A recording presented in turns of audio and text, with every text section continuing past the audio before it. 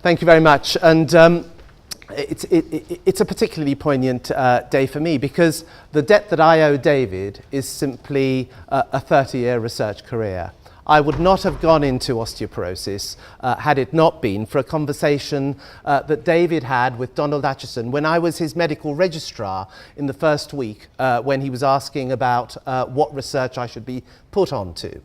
And Donald said, there's a problem with osteoporosis. It's an inevitable consequence of aging, but you might as well get him to look at it. It happened in the Royal Southants mess that I was told this, and when I told some of my colleagues, they advised me to apply for jobs elsewhere.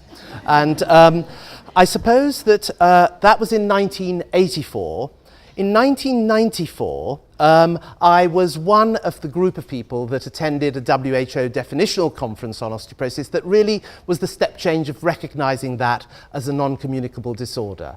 And it was the 10 years previous to that in which David had really supervised my thesis on hip fracture, exercise and calcium that enabled me to go to the States and reach a position of influence in the epidemiology of osteoporosis. My good fortune, however, was that David was focused largely on soft tissues of the body. And bone, as you will know, is a hard tissue. And he never quite could get on with it.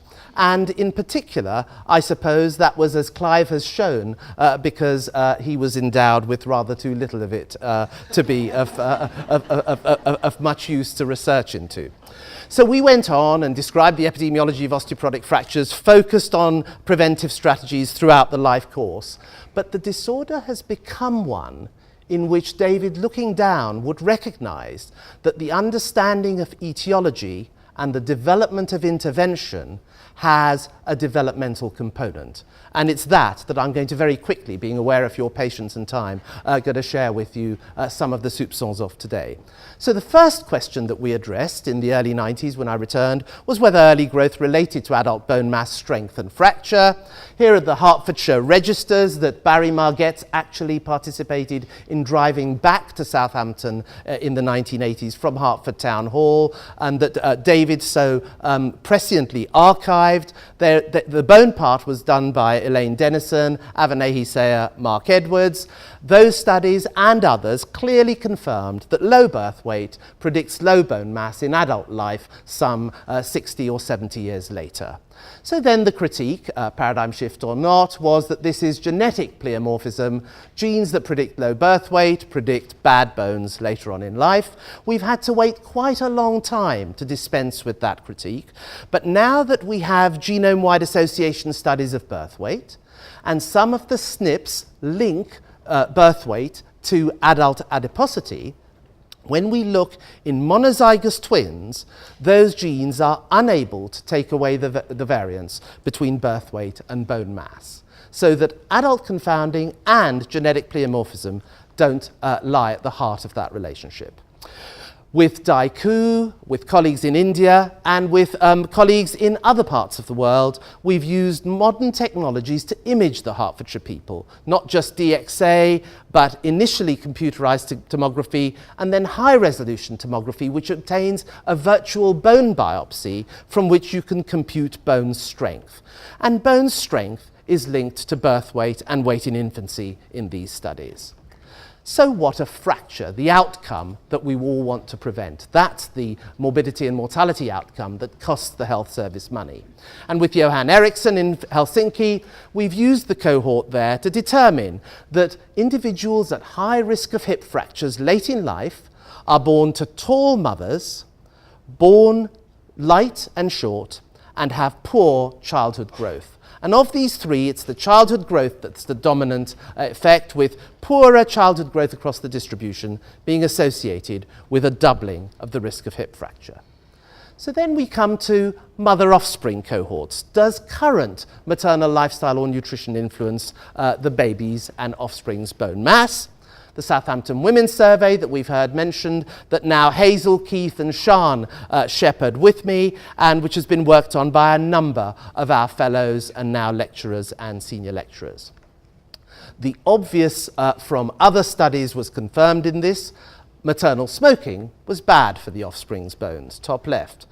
interestingly, heavy maternal physical activity in late pregnancy was also bad for the baby's bones. And maternal nutritional status, pre-pregnant BMI, triceps skin fold, was positively linked with bone mass.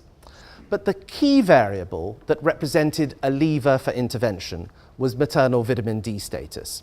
And it's some years ago now that we published the first observational data that low levels of maternal vitamin D during pregnancy are linked to low childhood bone mass at age 9. And they resist adjustment to the childhood environment and childhood sunlight exposure. We went on to develop methods of looking at bone development in utero and showed that low levels of maternal 25-hydroxyvitamin D were associated with an altered shape of development of the proximal femur that resembled rickets, with a splaying of the metaphysis relative to the diaphyseal length.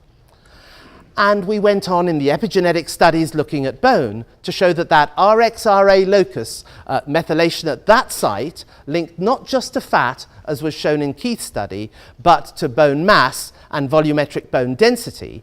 And the interesting point about that RXRA locus is that it is an important part of the heterodimer that governs vitamin D signaling. And the usual way of modulating vitamin D signaling is by methylation at MBD4, but this sort of transgenerational way might be by methylation of RXRA. So now let's move to the key point: can intervening improve human health? If you look in the history books, there are a few randomized controlled trials of vitamin D supplementation in pregnancy. We've recently brought those together in a systematic review, and they suggest that there might be an influence of vitamin D supplementation on birth weight. But we were able to use this observational base to persuade the MRC and Arthritis Research UK to support a large randomized controlled trial of vitamin D in pregnancy, which we have just completed. So we randomized 14 weeks to 1,000 units of vitamin D or placebo, having removed people at the very low or high end of the distribution. And the primary outcome measure is body composition at birth. And we've just analysed the data on these 956 women and shown that the correction of vitamin D insufficiency is dramatic by this 1,000 unit supplement. So the proportion of women who have a D greater than 50 rises from just 35% in the treated and placebo groups to over 80% in the treated arm by 34 weeks. And I'm not at liberty, because it'll prejudice the future publication of these data, to share with you the primary outcome measure, but suffice to say that they will be discussed at our quinquennial review, and when they are, David up there will smile broadly. So our future programme is to link observation on the one hand to mechanism and on the other hand to intervention. As you will see in the talks to come, and have seen in the talks that we've had, mechanism is far more than simple components of the gene to protein pathway. We need to take account of all these aspects of systems biology, and are doing so in our cohorts and trials. Interventions are not just magic bullet or even complex interventions, but may rely upon natural experiments looking at changes in behaviour and changes in practice over long periods of time. But we hope that by completing these studies, we'll actually have extended the legacy that was left to us, a wonderful legacy left to us by David Barker. Many thanks for your time.